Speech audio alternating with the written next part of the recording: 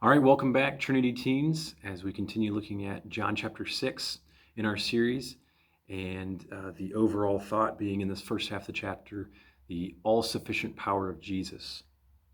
In that last segment, we looked at Jesus as the author of the miracles. And so in this segment, we want to look at both the miracles themselves, the acts of the miracles, and then who are the recipients of the miracles. We want to look at the audience of the miracles. So, as in the last video, I'll ask you to pause at this point, talk to the Lord for a moment, ask Him to work on your heart through this passage, and then go ahead and read again the same passage that we read last time, chapter 6, starting in verse 1, except this time I want you to read all the way down through verse 26. So, pause the video and do that.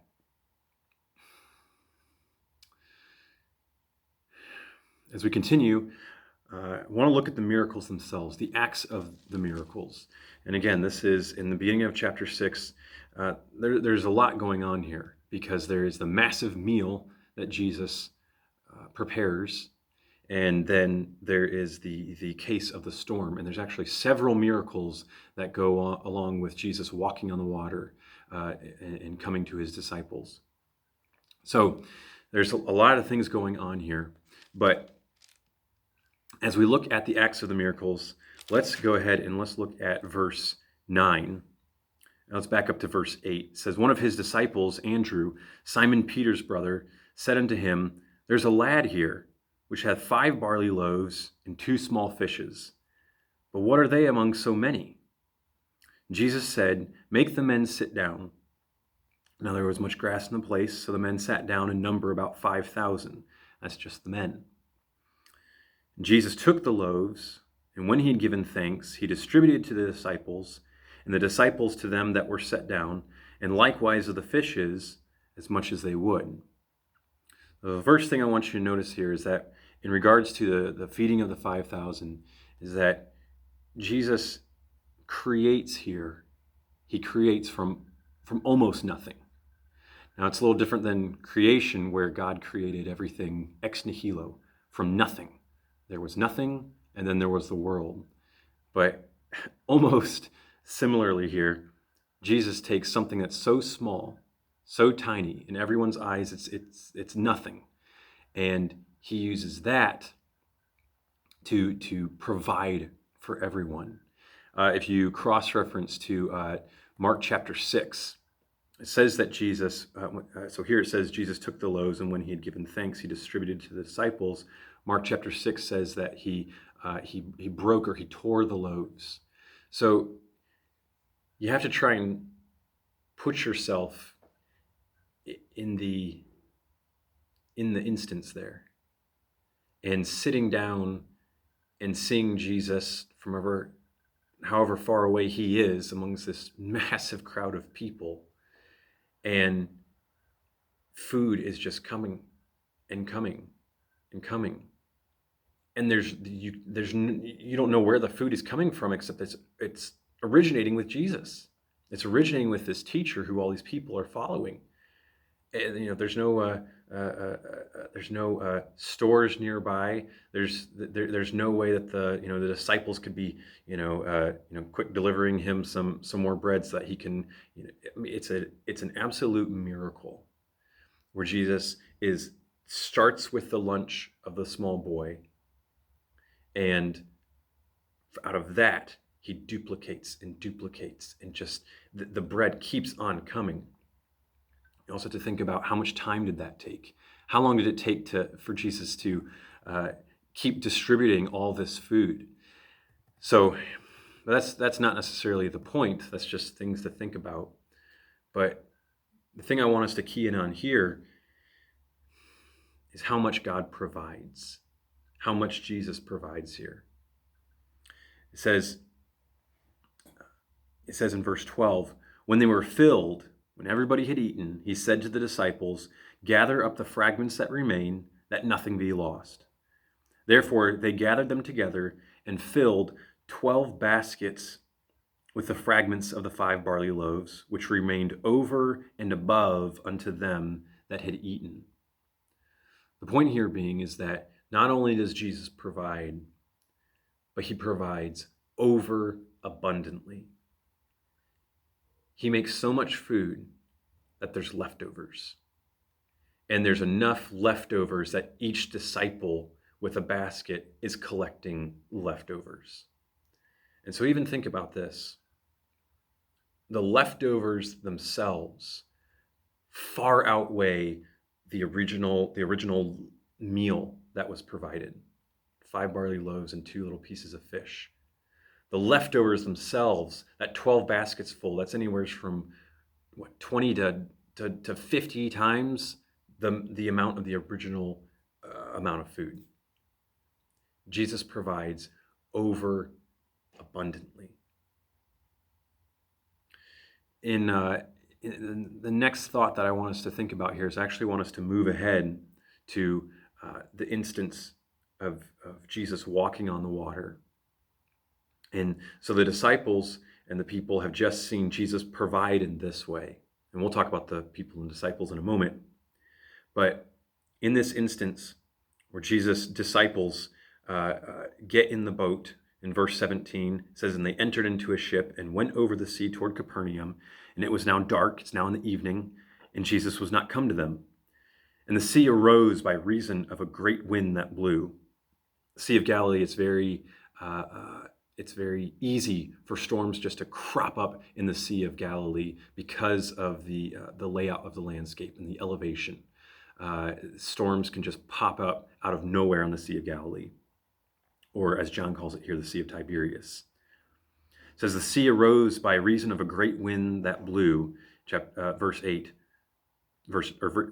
verse 19. "So when they had rowed about 25 or 30 furlongs, 3 or 4 miles, they see Jesus walking on the sea and drawing near unto the ship, and they were afraid.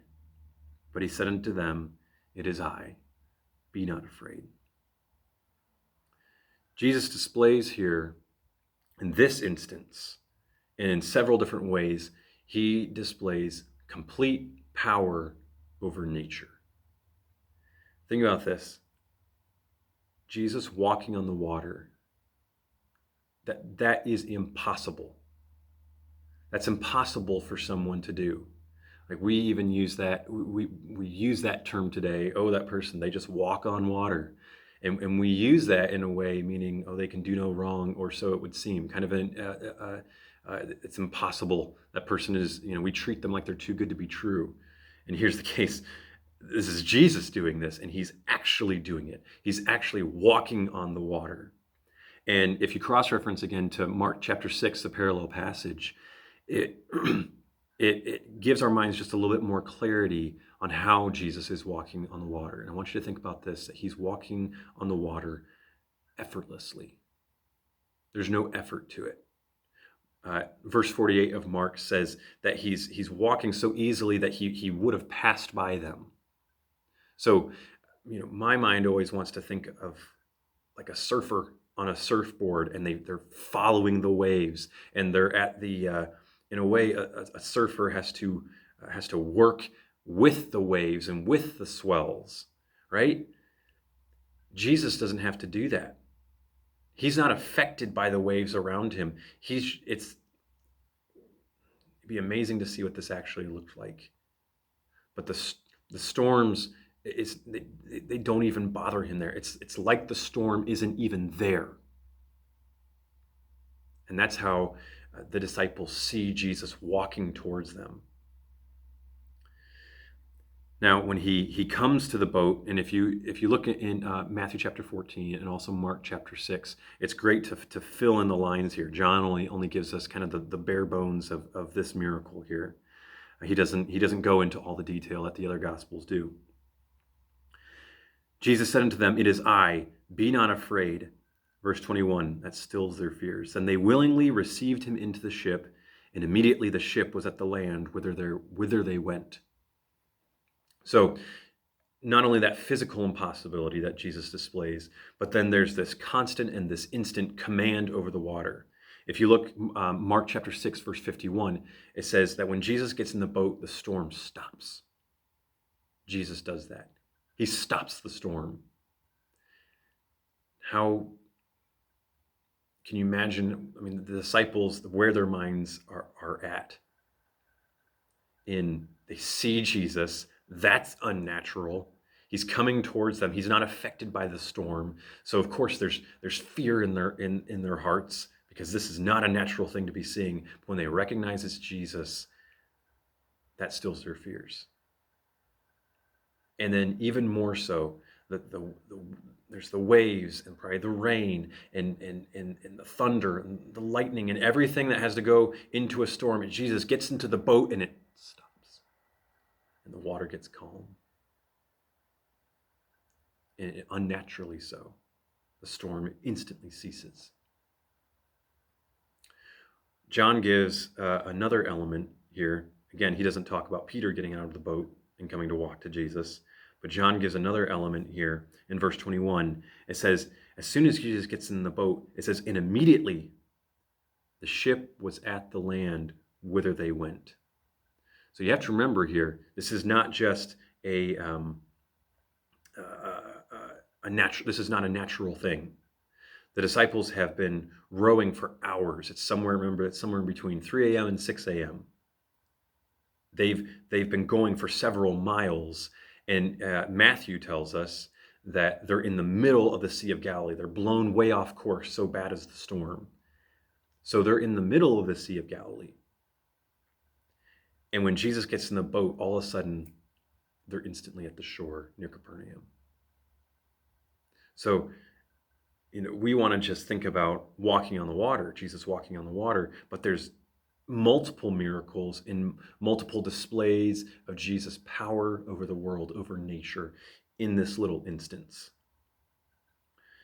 So Jesus does these mind-boggling, impossible actions.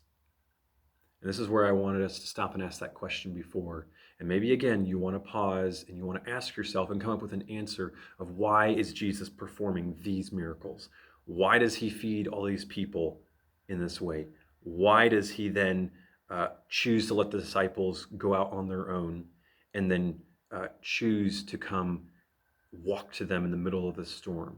Why does he do this? Why does he perform these miracles?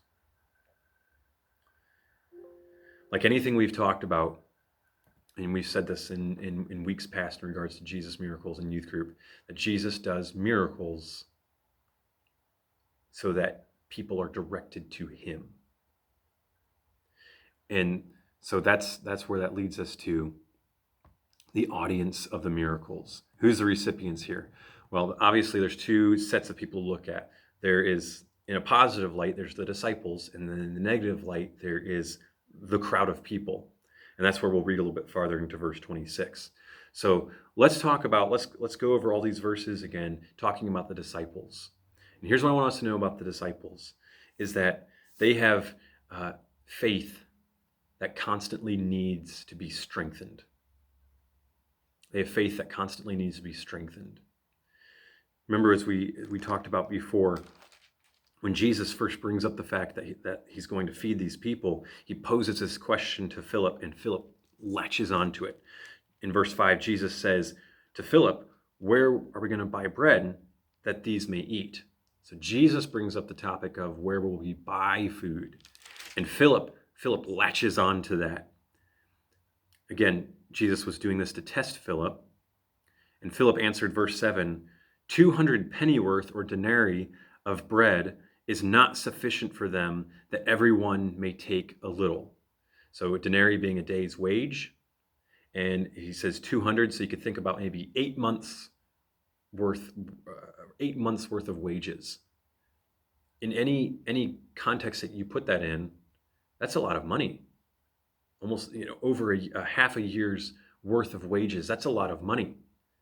And Philip latches onto that thought, and that's what he gets all focused on. And I love the way one commentator said it. He said, rather than focusing on Jesus, Philip's mental computer began to work like a cash register, and all he could think about was the total cash needed to provide just a little bread for each person. And this is Philip who has seen Jesus work. This is Philip who has seen Jesus perform miracles, who's seen Jesus turn water into wine, as the other disciples have, who even just now, as Matthew points out, Jesus has been healing the people, and even in this instance, he's been healing people before he's going to feed them. So Philip has seen Jesus do miracles over and over and over, but he still latches on to the human solution and the insufficiency of the human solution. And so both Jesus and then Andrew in verse 8 and 9 both latch on to the human solution and insufficiency. And they're hindered, think about this, they're hindered by physical obstacles. They're hindered by the great number of people that they see and the amount of money that it would take to feed all of them. Think about this also in this way, as we move on a little bit to where Jesus comes to them while they're out in the boat, is that even after seeing all of Jesus' miracles, and even after seeing a miracle that day, not even 24 hours before, not even 12 hours before, seeing Jesus do these miraculous things, they're surprised when they see Jesus coming to them. And in some way, you got to give them a little grace, right? Because I think it doesn't matter who you are, you would be surprised by someone coming and walking on the water to you. But here's the thing that we need to note about the disciples.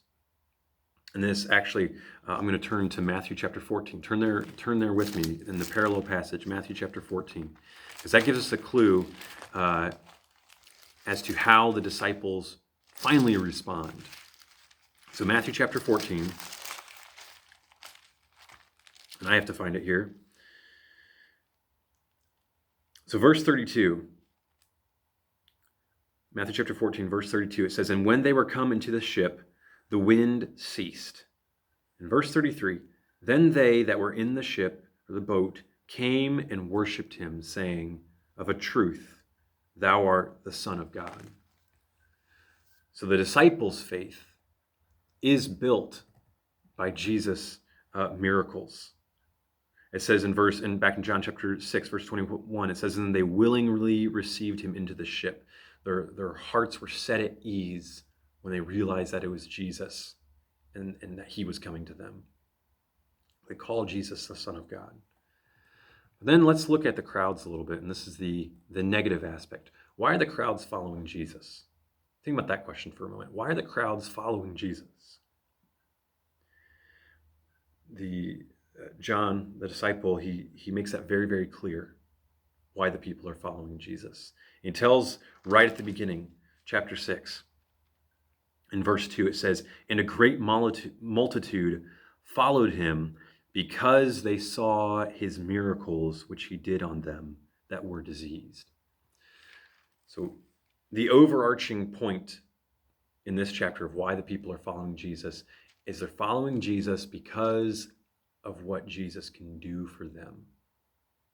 And actually, as you go throughout the chapter, and we'll get in towards verse 26 here in a moment, you can see and follow this with me that the people actually display decreasing, not increasing faith in Jesus. The reason they're following Jesus actually shifts into selfishness. So they're following Jesus because of the miracles that he's done. And then after he feeds them, after he does this miracle, and after they experience that, look at verse 14. It says, "Then those men, when they had seen the miracle that Jesus did, said, This is of a truth that prophet that should come into the world." Now that sounds positive, right? They're saying, this is the prophet that should come into the world. And they are probably rightly recalling Moses' words in Deuteronomy, where he talks about that Jesus is going to come. But then verse 15 tells us gives us more insight into what they're thinking, what they're really thinking. "When Jesus therefore perceived that they would come and take him by force to make him a king." So they're recognizing the truth. This is that prophet that Moses spoke of, but they're wrongly connecting Moses' words. They're connecting that selfishly. They're thinking about their physical freedom and liberation from the Roman Empire. This is that prophet. Let's make him king. They want to make Jesus their king. And so that gives us insight into why they want to recognize him as that prophet, is because they want him to be the Messiah that they want. If we go down to verses 22 through 26, and it gives the people following Jesus en masse, all right? And they get boats as well, and they go across the Sea of Galilee towards Capernaum to find him. And it's this mad rush to find Jesus, it would seem. And they find him in the synagogue, as verse 59 clues us into. In verse 25, and when they had found him on the other side of the sea, they said unto him, Rabbi, when camest thou hither? When did you get here? And then Jesus, again, calls them out for where their faith is at. Verse 26, Jesus answered them and said, Verily, verily, I say unto you, ye seek me, not because ye saw the miracles, but because ye did eat of the loaves and were filled. So their focus has gone from Jesus, the miracle worker. He could be our king. He can free us. And now Jesus says, you're following me because I fed you, because I provided for you. So what is, as a whole, what's the people's focus? It's this, what can Jesus do for me? So we've gone a little bit long here. We needed to wrap up, but I want you to think, maybe this is a chance for you to pause again and think and meditate on this. How does this passage as a whole apply to me? I'll give you a couple things from my perspective. Number one, God works, and he can do miraculous, impossible things in my life. And it's so easy to be in a situation and to look for the human solution, the solution that I only know about in my small mind. And I continually need to have my focus redirected to God and his omnipotence and his good plan for me, rather than on some petty solution that I can come up with. Number two, thinking about the people, I need to constantly reevaluate how self-focused I am, and I can be. Do I try to fit God into my paradigm of life, how I want to do life? Do I try and turn God into what I want him to be so I can go about my life the way I want to? Or does my mind need to be constantly redirected, and it does, to God's plan and how my life needs to be wrapped around his plan and his purposes, not my own? So we've gone a little bit long on this one, so we'll end it here. Some things to think about, maybe some things to pray about in this passage. So thanks for watching. If you have a question or a thought, you can always contact me. You can comment on the page if you would like, and I'll try and answer those as quick as I can. All right, thanks for your time.